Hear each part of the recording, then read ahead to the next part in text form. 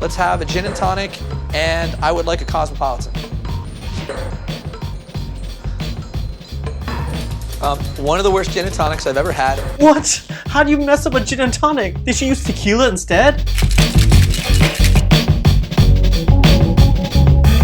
What's up guys, it's your boy Alan again, back with another video, and today we're gonna watch another episode of Bar Rescue. But before we start, don't forget to hit that subscribe button if you haven't done so already. So let's go check this out. Burbank caters to a young, hip entertainment industry crowd. Just blocks away from the area's most prominent film and television studios sits Chumps Sports Bar.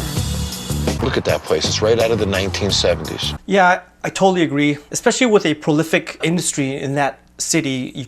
There's no excuse to be outdated. Young editors, writers, directors, they want to go to somewhere that's young and hip, or at least if it is somewhat like retro or like a classic bar, it should look renovated. A 3,400 square foot location, which features a linear bar with one service station, 14 beers on tap, and a massive viewing station with TV-lined walls. I wonder why they would put all those TVs away from the bar like that. Having it so far from the bar means that it takes longer for the guests to order drinks. And when the crowd goes nuts, they want their drinks. Why make it harder for them to order more drinks? What kind of mixed drink are you thinking about? You want like a nice strong one after a long day? Ooh, look at you.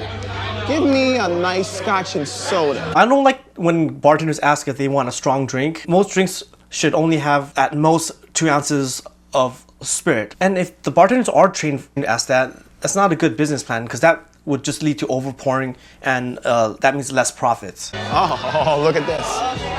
I love you.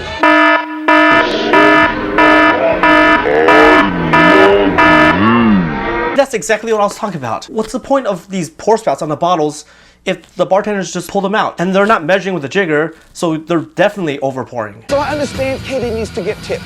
She's a bartender, but giving away the owner's provisions and giving me the 30-second pour, that's not how you do it. Additionally, guests generally don't tip more when you pour more. A lot of these guys who ask the bartenders to pour more, these guys, they usually are cheap. And because they're cheap, they're not gonna tip you anymore. What's good? Burgers we can't up. Oh, you can't? Can't. That's good. Don't do the Philly cheesesteak here. It's terrible.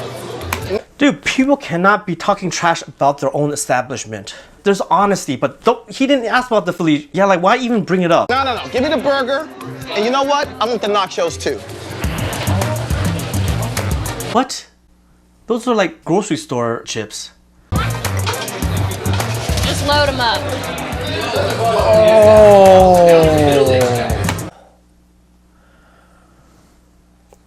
That nacho cheese it comes out of a pump. So first they're serving chips that are the regular chips that you get at a grocery store, and now they're putting some chemical cheese sauce on top. Like, why even have this on the menu? Wow. I don't think he was expecting those kind of nachos. The nachos. Damn, when the guests laugh at his food, you do not need to go to culinary school to know that those nachos over there do not look good. The Champs famous burger, that was insane. I took one bite and I just spit into a napkin. You can throw it away. It tasted like Oh, for a second there, I thought he was gonna say that it was delicious. And then he was like, throw this away. But it also sucks that the bartender immediately knew that that burger is not a good burger. So yeah, this is a different bartender than the first one who was talking trash about the food. So you can tell that the staff is not very confident about what the kitchen is producing. I saw you put it in your napkin. Oh, wow. Brian, you're a terrible cook. You're fired. And the cook is drinking on the job in front of guests? The inside of Champs is just like the outside. It's in a time warp of 1975.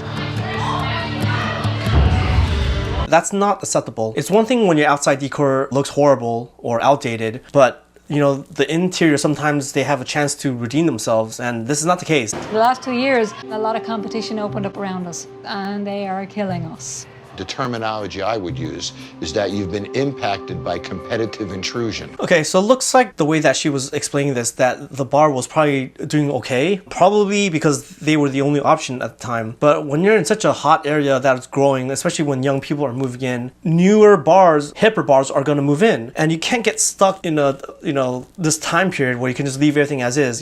Just because it's worked before doesn't mean that it's enough to survive the new competition. What if I told you I thought that you could be profitable profitable on the sales you're doing right now? Well, I'd like to hear about it. Okay, I can tell off the bat that he's going to talk about pour costs and how they're just throwing money away because the bartenders are overpouring. Over those 3 days, guys, you gave away $1,640 worth of liquor. You Jeez. You know, that's like a monthly rent in some places. did $2,400 in sales. You should have done $4 grand.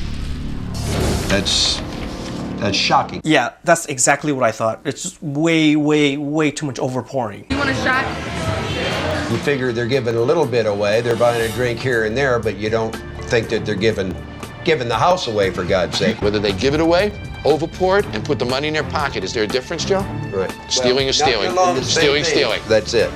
Yeah, when you overpour for the intentions of getting more tips, that is stealing. You're giving away product, then you're receiving money that should have been into the drawer of the owners. I know far more than that. I know that Morrow last night sold Jameson, but you poured 2.5 ounces on that one transaction. Rachel yesterday sold 1 ounce of Jim Beam and poured 3. Remember that transaction? Sure do. That's stealing, correct? They're not even apologizing for it. They're basically stealing in front of him and they know that he knows. Like, this is like messed up. Please and apologize. Are you serious? Sorry, Joe. Sorry, Helen. That's also not a very sincere apology. Like, they should feel really guilty about this. Well, I accept your apology.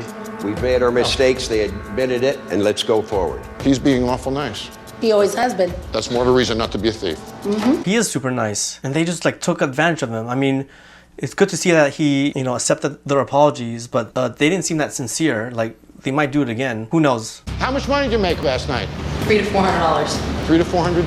Yes. On how much sales? $900? $900 on sales. There's your money, buddy. Jeez, she made like 33% tips, $300 to $400 off of $900 sales. It's definitely not impossible, but for one person to consistently make 33% tips throughout the night, come on. There's a lot of sanitation issues. You know, we can pick up a bottle here, any one of these pour spouts, and you can put your hands on them and feel how sticky and gross they are. Got a nice little swarm of flies right here. If you're gonna use pour spouts, you gotta clean them on a regular basis. And we already seen from earlier that the bartenders don't use the pour spouts. So those pour spouts definitely haven't been cleaned in a long time. How about some money? Money. You need a bank, you need to sure your bank's counted. How do these guys do their drops? It prints out a receipt and then it tells you what they have to drop. Drops need to be blind. That means the bartender doesn't know what he or she is supposed to give. And yeah, there's like a lot of reasons why the bartenders cannot know what the drop is, because they can always make these adjustments that are super shady. They could either pocket the surplus. There's just no accountability for the bartenders to bring in drinks correctly. That's supposed to be a grease tray. Oh, it is supposed to be a grease tray. So instead we have our serving papers right under the grease tray. Wow. He knew that that's exactly what it's for. And why would you put something like that for the guests over there? What about this? Oh, that's filthy too. And who left it here? I did. And what about this? That all needs to be deep cleaned. And who left that here? I did. Where do people find people like this? If you're gonna hire people who don't care about the customers, on top of that, you have bar staff who are stealing from you, like, how are you not surprised that you're losing money? Joe and Helen, they expect us to be able to handle everything. We are bartender, bouncer, manager, which is a lot to deal with. It really is. Yeah, there's no structure. That's what I thought. There's no accountability, and nobody thinks they're responsible for anything because there's no consequences. Let's have a gin and tonic, and I would like a cosmopolitan. One of the worst gin and tonics I've ever had. What? How do you mess up a gin and tonic? Did she use tequila instead? This bar is about as bad as it gets from running all over the place. Do you tip well when your drinks are slow? No. So every time you make an extra step, Joe loses money and you guys lose tips. Every time you step out of the blue line, you ring the bell. Every time you ring the bell, I'm gonna put $1 in here. We will see how much these extra steps cost you. I really agree with this. The more steps you take, the more time you lose. And the more time you lose, the less drinks you can make, and the less tips you can get, and the less sales you can make. In my opinion, 80% of the drinks that gets ordered, the bartender should be able to make without taking more than 2 steps. So if for some reason your crowd likes Jameson, instead of keep leaving it in a back bar and grabbing it every time someone orders Jameson, just put it in the speed rack. Especially beer. I hate it when you have to take more than 5 steps to pour a beer. Like, it's the fastest way you can make a sale. It's the fastest drink you can make. But if you're requiring all these extra steps to walk over the draft system, then you might have to rethink of where you're going to position your bartenders. Immediately the bells are ringing and the lost tips go into the jar. Now that this bar is actually busy, you can see how inefficient these stations are. You know, maybe once in a while you'll have to grab that expensive single malt scotch that's only on one side of the bar, but each bartender should have the tools to make almost all the drinks they need without crossing another bartender. And the bartenders are struggling to get a handle on the new drinks. Helen, She doesn't even know how to use a bottle opener? How we doing on ticket time? there's no time on this one, so I'm not sure. Is this 11 p.m.? Is this 10:15? That's the problem with these old school handwritten tickets. A lot of the handwriting you can't read. The servers sometimes just don't write enough information. This is ridiculous. Pissed. I'm gonna go ballistic. See, especially that when you don't have the servers write down the table numbers, you just end up throwing away food and having to make another one, and it really pisses off the kitchen staff because they're doing their best to catch up to all these tickets. Like, the servers don't even know where to run their own food to. I want to change that Heineken keg. See what you can do. You can. If you take a look at this, it's way back there in the corner. In the corner? Why would you position a keg like that? It's just like under a bunch of broccoli. The reason why we ran out is because the beer cooler is so disorganized, they couldn't get the old keg out and put the new keg in and connect it. Like, why is it, like, this is a shared space between the kitchen and the bar. How can anyone access their own stuff like this? What if a bartender has to move those vegetables to another location and then the kitchen needs it, and then they're like, where the heck is my spinach? And this kind of disorganization does not benefit anyone. I thought it was really important for Joe and Helen to understand that you don't have to be fresh and new to be relevant.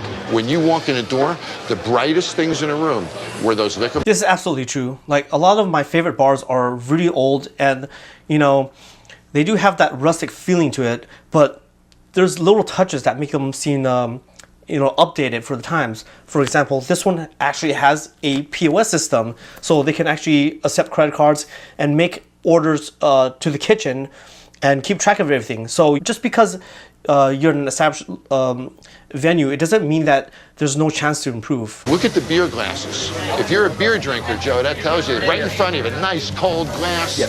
And then when you sit back there, when you watch the TVs, you're not looking at a wall. You're looking at the TV across the room. Yeah, that's what I said earlier in the show. Like, TVs are on a separate area that focuses away from the alcohol and is away from the cocktail servers. So it's very hard for for guests to order another beer. The system that they had just works against them. First walked in here in '72, as I kind of wanted to do that same thing to Chumps, but I didn't stay relevant. They're known for their 35 types of burgers. If we're not good at something, we get forgotten. So another advice I would tell people if they want to run a successful bar is to see what's successful in the neighborhood. Yes, his bar has been there before a lot of these other bars that just recently moved in, but you still got to do your research. The research never ends. You need to see what makes other people successful, because these neighboring bars, they're not your competitors. A lot of the times, they're your teammates. Bars who help each other, they benefit from each other. Okay, 1, 2, 3. Oh, nice. They kept the name, and they have a logo that's like pays homage to the old signs. Look at that. The stadium seating. Oh, that's a nice touch. Repurposed stadium seats. I want to talk about some of the sciences we put in the room. This room was separated from here. So we opened up that entryway here. And we actually can walk through. And now we have a flow pattern so that now, rather than that being a separate room, it's part of the bar. Yeah, this is a sports bar. When you want to hear cheering, you want to cheer with other people, not just people in this small little room. By opening the bar, it's like cheering with the entire building. We tried to set up a station that had some pivot to it. They made a couple things a little easier for us. The beer taps were against the wall. They're now behind the bar. Yeah, I still don't know why they would build the beer taps so far away from the bartenders in the first place. Like, a lot of these things are kind of obvious, but a lot of people just don't think it's worth the time to make these kind of changes. The smallest changes sometimes have the biggest impact. This is awesome. I'm sweating like a whore in church. What? The main bar completely full, The new beer station is helping to relieve some of the pressure. Yeah, I love the idea of a designated beer station. Especially when it comes to sports, most people just drink beer. There's no reason for someone to wait behind a line of like margaritas if all they want is a Bud Light. This is very, very good. I've been coming here on and off for about 15 years, and this is the best burger I've had here.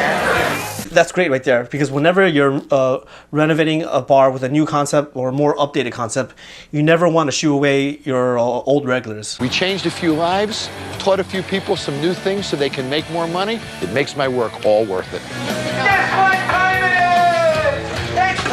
Well, anyways, that was the video. If you enjoyed that, please check out these other videos as well. And if you haven't done so, please like and subscribe, and I'll see you guys on the next one.